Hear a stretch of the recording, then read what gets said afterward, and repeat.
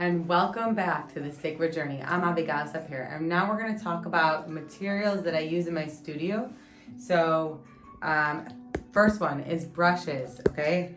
I have all these different kinds. This is just a few, I've been collecting over the years, but I got big ones. I have ones that are more rounded, like at the edge. I have ones that are more square.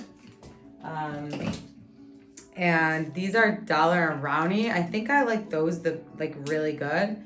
And I love this one. This one's amazing. It's, you can do a lot of different things with it. It's great for clouds, but it's kind of like a bushy round. They have the little square ones and then the filbert ones, which have the round edges. So all these are really good. Then you have also the angled one, which is actually very important to have. And then, little ones, like little thin ones of all different kinds of sizes, going to like the thinnest tip, and then I have something that looks like this even. Okay, so there's that. Then we have stuff like this, okay? Spatulas. This is a ceramics tool. Here's a squeegee.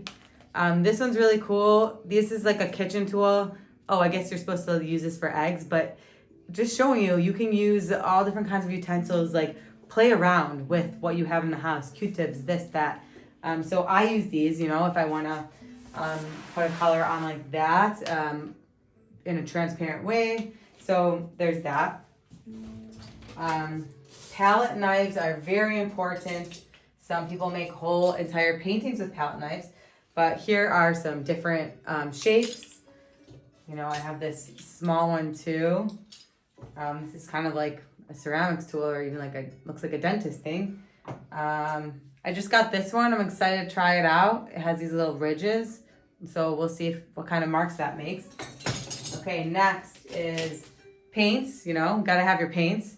So here's just a few brands that I've been working with lately. Amsterdam is my all-time favorite, and I live in Israel, so I'm just also getting what I have in the stores here. This one's called Rosa Studio Acrylics. They have pretty good colors. This one is Pebeo. It's Studio Acrylics, and it's like not the best brand, but it's also not the worst. So, these, I want to just talk for a minute about transparent and opaque paints, because many people don't know about this, but this is actually very important to know, like really important. So on Amsterdam paints, you could tell if it's transparent or opaque. There's a little square here, and that will tell you if the square is full, it means it's opaque. If the square is empty, like on this one, it has that square on the back, and if the square is empty, that means it's transparent. Sometimes you have like a half square, and that will mean that it's like half transparent, half opaque. And then, this Pebeo just says it right on it. Right there, it says transparent or opaque. So different brands are going to show different things. But, so two really important things is also having transparent white and opaque white. And this is like super important, and it goes with everything that I teach. So I'm definitely going to have those in my studio. Another thing that I use is called High Flow Acrylics. This is the Golden brand. They have great, I love Golden for that, for the high flows. So they come in big. So I always get a big one in white, because this is really, it's just a very fluid acrylic that it's not necessarily working like watercolors, but it is very watery, but it still is like holding itself. And you can get a really great transparent. It's great for glazes and washes and transparency, and you need a little bit of paint, goes a long way. You can also mix it. So I have also they come in, you can get little packs of little ones too, of the high flow. The ones with this kind of thing. Okay, so then we got, this is called Gloss Medium. This is Essentials, which I also, some of my brands of painting is also Essentials, but so this is like a glossy medium. It makes the paint, like the viscosity, a little different. It makes the paint a little more glossy. And you can also use it as itself to get like this energy flow types things. Like it's gonna sort of make this movement without a color. It's almost like pasty, but clear. Okay, so they do have like other kind of mediums, but for now, like I'm gonna just be working with those. And so this is called iridescent medium. And if you're a sparkly, shiny type person like me, then you like sparkles, you're gonna wanna get some of this. You can mix this with any kind of paint and it's gonna make it shimmery, okay? It's like a silvery thing. And so also, in my acrylics, there are some whites, like Amsterdam has a pearl blue, and it's like tinted white with a shimmer of pearl blue, and they have this with different colors. So that's something definitely to check out too. Then I have, and I may not be painting with all these, but I'm not holding on to you guys. This is what I have in my studio. I have these like liquid acrylic dollar brownie. So this is like, these are also kind of like those shimmery, pearlescent. So, you know, it looks like it's like very shimmery. I can't really see that, but it's very shimmery liquid. Okay, and last but not least, I also have some of these inks, but I don't really use these much, but you know, acrylic inks are pretty fun to play with too. This one's Amsterdam. Okay, so these are my all-time favorites. So they have these also in pencils, which I want to get soon, but I've been working with these crayons for a few years. And these are Grain de Chez. Looks like this, red box. And these are water-soluble crayons. They're wax crayons. So in some other places you can get crayons that are like oil-based but still water-soluble. Those aren't as good, but you know, they'll do something. These are gold right here, okay? This is gold. I love these, and I'm gonna show you what you can do with these in this journey as well.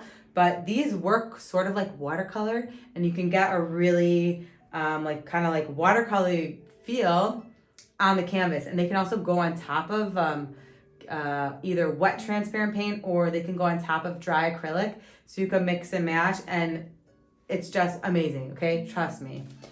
Next, paint markers. Very, very important. Now, I used to do a lot of very detailed work before I even, like, I was always doing like abstract, detailed, visionary type stuff, but sometimes it takes a long time to sit there with a brush and just make that every detail. It's like, who has time for that? Okay, we live in the 21st century. There's no time for anything. So paint markers are gonna be your best friend with that, okay? The really thin ones are great. You can also use these for signing, but I will add, here, let's just, you know, here's just an example of a painting that's in the making, and it, so like right here, you know, this I all did with paint marker very, very fast. So you can do that. Oh, this was from scraping, which I should talk about too. But so that's what the paint markers are for. You also need to work with them on dry, but they can go on with acrylic, like on top. You can layer them. And that's what's so amazing about working with water-based materials and acrylic. It dries really fast, and you can just mix all these materials together as long as they're water-based. Next thing is water buckets. You know, I just like to work with these as opposed to jars, because they're taller and bigger, and sometimes you have to change the jar really fast. Also, if you want to, like, if you're doing a workshop and you want to travel with these, like, it's easy to stack a bunch.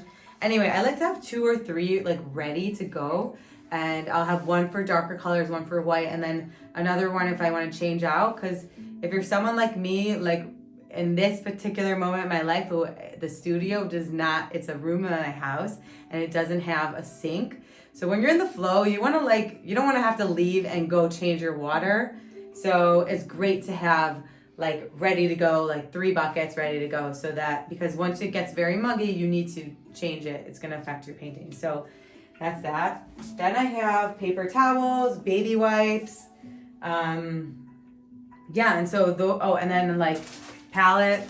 I use palette paper. I used to use palettes, and I'm very eco-friendly, so obviously it's better to use a regular palette, but I was just like ending up not cleaning them right away. You know, I'm a mom, I'm busy, So the palette paper is just working out for me in this particular time in my life. So, and you could still also, like, it's big. I can, like, you know, put paint on top of it and when this is dry and, like, put layers. So you really can use it a few times before.